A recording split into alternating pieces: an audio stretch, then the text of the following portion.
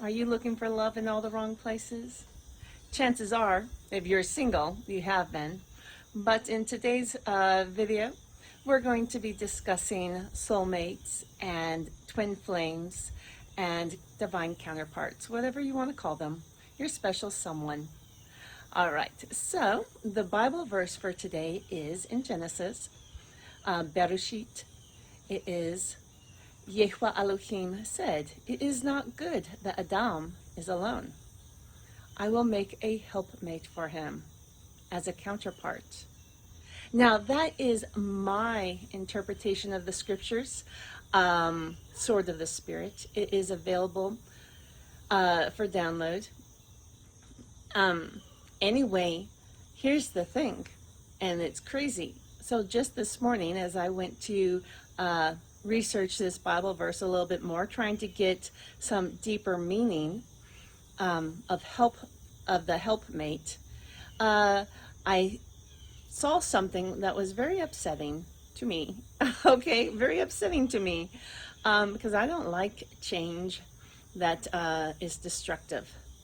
So the other words for that helpmate is helper. Okay, so God was making a helper for God. For man, for Adam. Anyway, when I was looking this up, just to see if there is any hidden something, the whole part. Did you hear that? A tree branch literally collapsed on my neighbor's house. A big one. I would say it's about 6 inches. That limb was 6 inches. Yes, here I am talking about the collapse of the world we used to live in. Okay? So,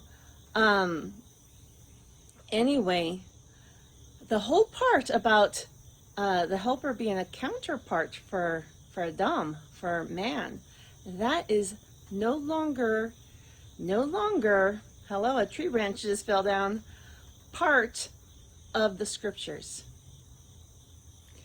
I looked at the Hebrew part, right? I looked in the concordance of that passage, and it is, that part's missing, the counterpart part. You know, and it's sad because in today's society, we don't know how to be good counterparts for one another. Okay? So take that tree branch falling as a synchronicity. We don't know how to be counterparts for one another. One of the reasons why it's hard to find love is because we live in a society of a lot of damaged and hurt people, right? And many women, they weren't, let's just put it this way. Most people today were raised on a bottle, not on a breast. They don't know, they weren't nurtured properly when they were children, with a loving mother, because moms had to work. They don't know, we're talking about both men and, baby boys and girls. They were raised on bottles, not a nurturing mother's breast milk. And think about that. Those are our early years. How does that affect the mind, right? And then so those children grow up. They don't have the proper attachment to the mother. They weren't properly nurtured. And now they are adults, and they have a whole generation of kids that they raise their own kids, and it just gets worse and worse and worse. And now we don't even know what a counterpart is anymore, and it's been removed from the Bible. Not that it was intentionally removed, but we are co-creators with the reality we live in. And that is what is happening. All right? No one knows how to be a counterpart. No one knows their place. No one knows their roles anymore. They're out of touch with their true nature. Okay, because it's acceptable to feed your babies that bottle instead of the nurturing milk from the mother, which has natural antibodies and things that help prepare that baby for a future. Think of it that way. Did you know that? Did you know that breast milk has antibodies that help that baby in the future? Well, those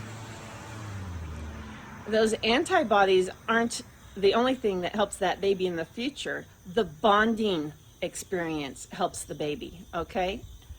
So anyway, and then those babies, even if they were breastfed, they go out into society and they are interacting with children that are not breastfed. And you know, one bad apple spoils the whole bunch, right?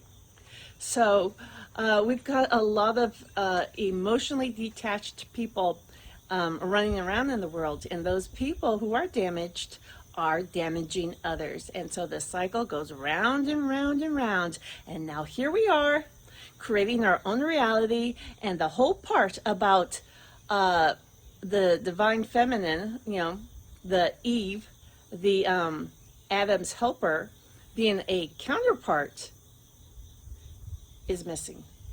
Because as a collective, it's missing in the Word of God. Do you understand? We are co-creating with God. So this has to be changed back, because if we want to raise the vibration of the world, we have to learn how to work together. The war of the sexes is very destructive, all right? Men taking advantage of the innocence of young girls. Those girls getting tired of being taken advantage of, so they end up being prostitutes or whatever. I mean, if you gotta have love, you might as well get paid for it, right? That's how the mentality starts to get warped and perverted. Okay? So, anyway, I did not go in to this message this morning thinking that I was going to be talking about that. How our reality is literally transforming the Word of God into something that is negative, something that is, did you hear that tree branch fall in the house? It's destructive. So, anyway, now, I had a very interesting dream last night. I dreamt that I was in the black void, okay, surrounded by darkness, with an invisible spirit guide, an angel of some sort. I didn't see him. He was on my left. And it was a masculine energy, but he was on my left. Now, what does that mean? That means that I was on the right. Well, that's out of whack, because the feminine and masculine energy, they are, the female should be on the left, the masculine should be on the right, So that's how it should be, all right? In the dream, this masculine energy on my left was telling me that I needed to pivot towards my right. And when I did this, it was like, it was like I got zapped. When I first started turning myself, like, right, that. When I first started turning myself, I started to feel a little bit of tingling, like the raising of electrical current, you know, like that little zzz, just a slight bit. But when I got to a specific point, all of a sudden I got zapped with this electricity that was so powerful. It was like, zzz, it was crazy. And it was not painful, it was a very pleasurable electricity, right? So imagine, so what is it telling me? It's telling me that I need to get out of my masculine energy and into my feminine energy.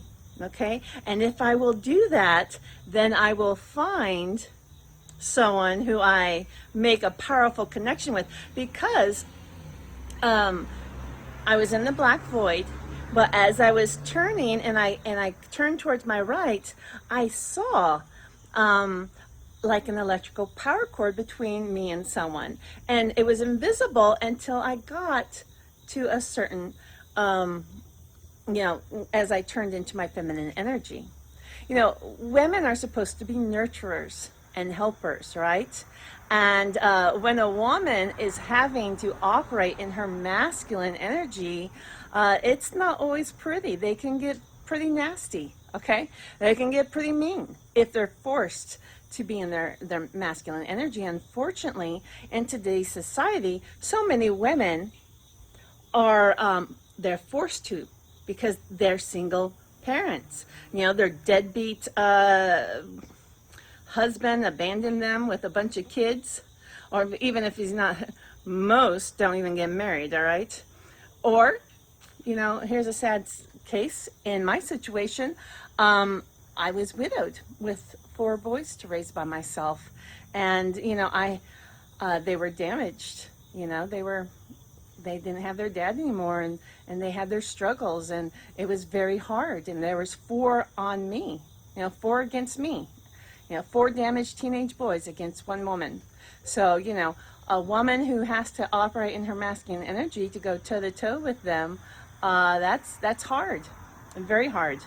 And so kudos to all the men out there who are willing to step up and be replacement daddies for these boys, all right?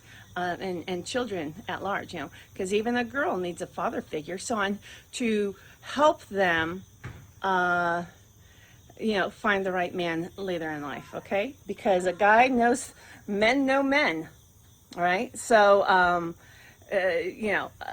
every little girl needs a daddy to protect them, right? And make sure that that guy who is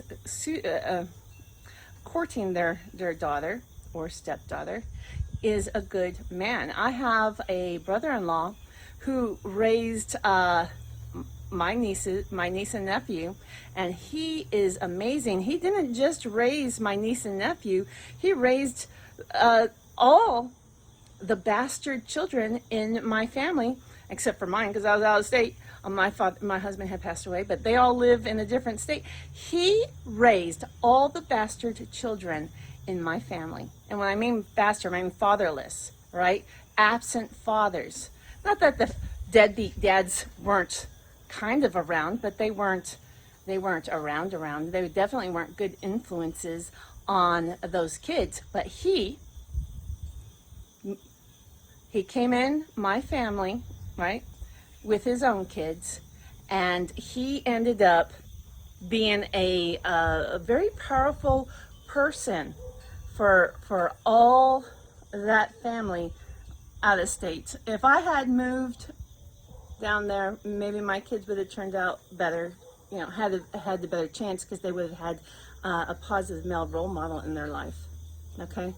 So never underestimate the power of and the influential power of a man who's willing to sacrifice himself and help raise the children in the family.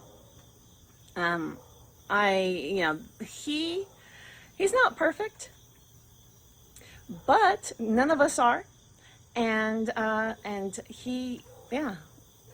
love men who step in and just take charge and help fix a broken home, right? A broken family. And my family was broken a long time ago, right? A long time ago, and it was trickling down generation by generation. But here, a powerful man came in and helped a whole branch of my family. I think that everyone is going to be just fine over there. They had their, my kids, I didn't have a powerful man to step in, and they're going to have to learn things the hard way, right? Through through hard knocks, bumping your head in the wall over and over and over and over again. All right, that's just the way my kids are going to have to learn things. It would be different if they would take my advice, but they are boys, and a lot of guys don't want to take advice from women. So anyway, but that's what society is, right? We're having trouble figuring out who plays what role in the house. So anyway, in my dream, the masculine energy that was right here was telling me that I needed to turn towards my right. And when I did, zzz, I got shocked. And I quickly went back to my left. Turned to my left. And I quickly turned back to my right. I was like, what the heck was that? So I tried it again, and I slowly eased over, kind of like turning the dial on a radio, one of those old school radios, right? And I slowly inched towards it. I kind of got a reception. I kind of heard, maybe like when you're turning in, you kind of hear, okay, I think there's a channel there. Let me just kind of fine tune it. And then you hear the music. So as I was turning, I felt that zap again. Now this happened like 3 times, and I was like, oh. All right, so that was the end of the dream, and I woke up knowing that I am currently operating in my masculine energy, and I needed to turn the dial a little bit so that I could attract and make a connection with somebody. All right, and that it would be a powerful connection. Now, I was looking down at the electrical cord between us. I never looked up to see who that was.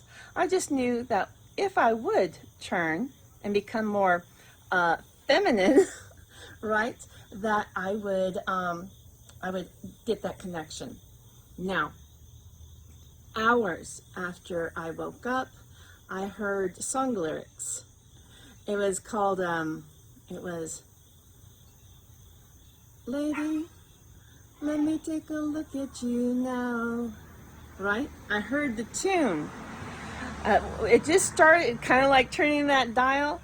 I just heard the music. I heard the rhythm. I heard the melody. I didn't really hear the words. I was tuning in, and then I was like, okay, yeah, I know that song lyrics. I know that song, that I recognize those lyrics. I had to figure it out, right? Tuning in, and then all of a sudden, I did have a line, and once I had a line, I took that to Google and did a song lyric search, and actually the name of the song is Lady. All right, so what am I trying to do? I'm trying to turn that dial to become more into my feminine nature, like a lady, right? So anyway, I took that as a confirmation from God that this is definitely something I need to do. Now, it's very difficult to be a nurturing woman when you've got guys who don't listen to you. Sometimes you have to be that roaring lion to make a point and say, hey, I don't like this, right? You make your point, you stand on it firm, and then you dial it down just a little bit and go back into that feminine nature, right? All right. Well, that's it for today. Hey, if you want to, my book, God's Master Plan for Salvation, is currently available on Amazon for pre-order. There is a link in the description box if you want to support this ministry and check out my new book. I appreciate it. My name is Wendy, and we're all living in the winds of change.